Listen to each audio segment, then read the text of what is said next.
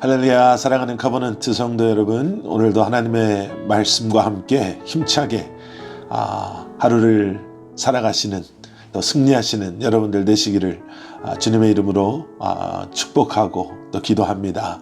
오늘 10월 9일 금요일 아침 우리에게 주시는 하나님의 말씀은 예레미야서 44장 20절부터 30절까지 말씀입니다. 예레미야서 44장 20절부터 30절까지 말씀 제가 봉독해 드리겠습니다.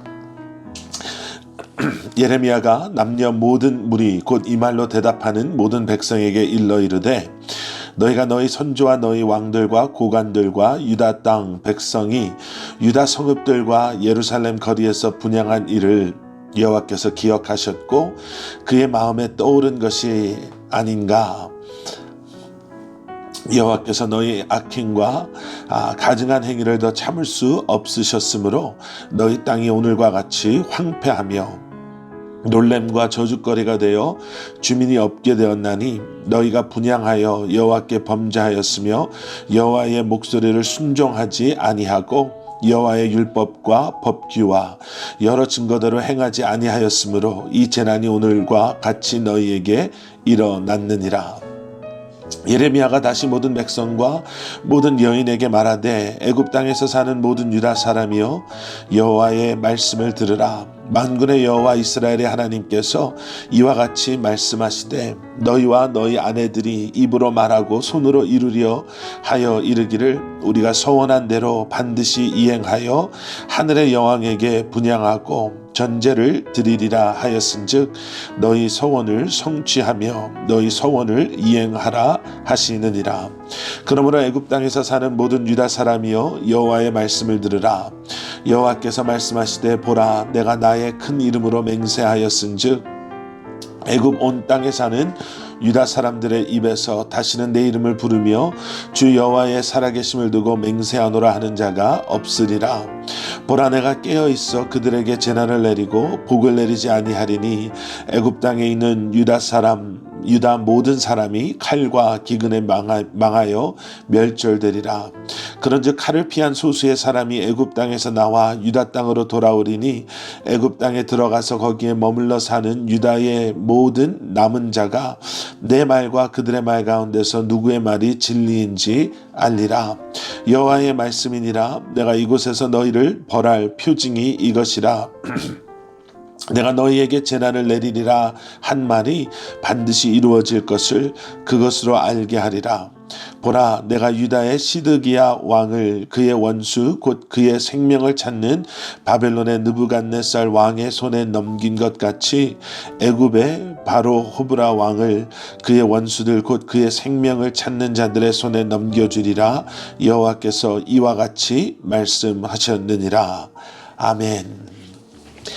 우상숭배에 빠져 있는 그리고 어떠한 하나님의 경고의 말씀도 귀담아 듣지 아니하고 오히려 듣기를 거부하고 또한 회개를 찾아볼 수 없었던 유다 사람들에게 어쩌면 예레미야의 이 마지막 사명, 그들을 향한 하나님의 심판의 말씀을 하나님께서는 다시 한번 예레미야로 하여금 전하게 하십니다. 우리가 지금 이제 읽고 있는 예레미야서 44장의 말씀은요, 지난 40년 동안 예레미야의 이 사역이 마무리되는 그러한 마지막 부분의 말씀입니다. 하나님께서는 예레미야로 하여금 끊임없이 하나님의 그러한 말씀을 선포하게 하셨죠. 예루살렘이 멸망하기 전에는 하나님의 심판을 피할 수 있는 그 길을 바벨론에 항복하라 라고 말씀하시면서 그들에게 전하게 하셨습니다.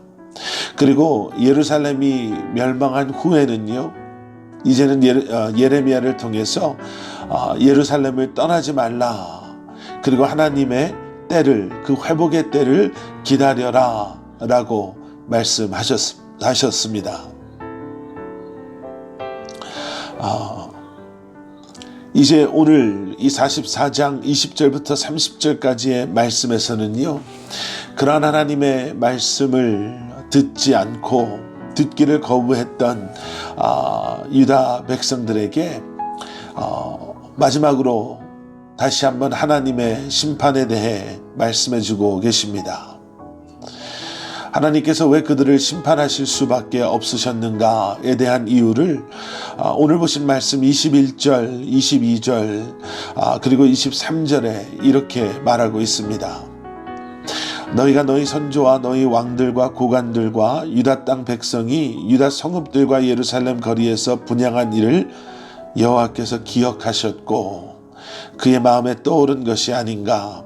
여호와께서 너희 악행과 가증한 행위를 더 참을 수 없으셨으므로 너희 땅이 오늘과 같이 황폐하며 놀램과 저주거리가 되어 주민이 없게 되었나니 너희가 분향하여 여호와께 범죄하였으며 여호와의 목소리를 순종하지 아니하고 여호와의 율법과 법규와 여러 증거대로 행하지 아니하였으므로 이 재난이 오늘과 같이 너희에게 일어났느니라.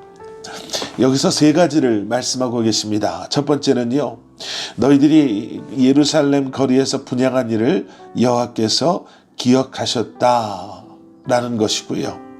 두 번째는 너희 악행과 가증한 행위를 이제 더 이상 참을 수 없으셨다라는 것이고요. 그리고 마지막 세 번째는 여호와의 목소리를 순종하지 아니하고 여호와의 율법과 법규와 여러 증거대로 행하지 아니하였다라는 겁니다. 마지막 결론에서 이렇게 말씀하시는 거예요. 너희들의 그 모든 행함, 너희들의 죄 하나님께서 보셨고 기억하셨다. 그리고 너희들을 구원하시기를 원하셨지만 끝까지 회개하지 않음으로 말미암아 이제 더 이상 하나님께서는 그 죄를 가만 바라보고 계실 수 없다, 참으실 수 없다라는 거죠.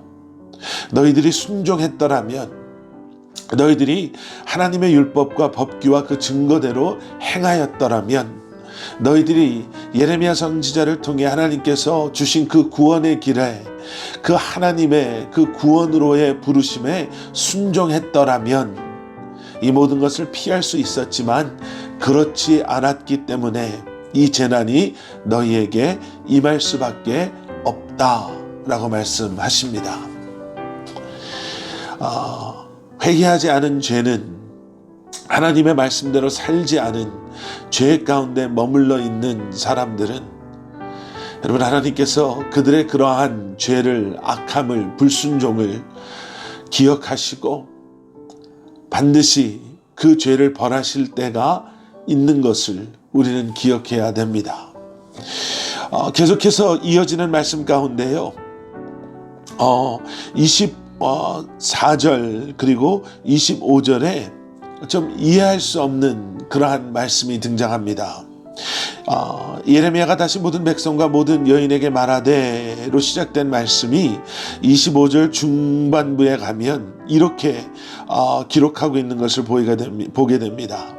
너희와 너희 아내들이 입으로 말하고 손으로 이루려 하여 이르기를 우리가 서원한 대로 반드시 이행하여 하늘의 여왕에게 분향하고 전제를 드리라 하였은즉 너희 서원을 성취하며 너희 서원을 이행하라 하시느니라. 하나님께서 심판에 대해서 말씀하시면서요, 이제 이렇게 말씀하시는 거예요. 너희들이 하고자 하는 것, 하늘의 여왕에게 분향하고 전제를 드리라 하였으니 이제 너희 서원을 성취하며 너희 서원을 이행하라. 여러분, 이것은 무엇을 의미하냐면요, 하나님께서 이렇게 말씀하시는 거예요. 그래, 하고 싶은 대로 이제 해라, 마음대로 해라 라고 말씀하시는 거죠. 하나님의 간섭하심이 이제 더 이상 그들과 함께하지 않음을 의미합니다. 여러분, 이것이 얼마나 무섭고 얼마나 두려운 것인지 우리가 분명히 알 수 있어야 합니다. 내 마음대로 한다라는 것이 결코 좋은 것이 아님을 여러분, 우리는 기억해야 합니다. 사랑을 하면요, 내버려 두지 않죠. 엄마 아빠 잔소리 좀 그만하세요 라고 아이들이 아무리 말해도 아이들을 너무 사랑하는 부모님은 그 작은 것 하나까지도 그 아이가 그렇게 잘못된 것, 잘못된 버릇, 잘못된 길, 잘못된 행동을 하고 있는 것을 사랑하는 부모님은 가만히 보실 수가 없는 거죠. 하나님께서는 때로는 사랑하시기 때문에 우리에게 말씀하시고 우리를 멈춰서게 하시고 우리가 원하는 것을 가로막고 또 우리가 가고자 하는 그 길을 막으실 때가 있습니다.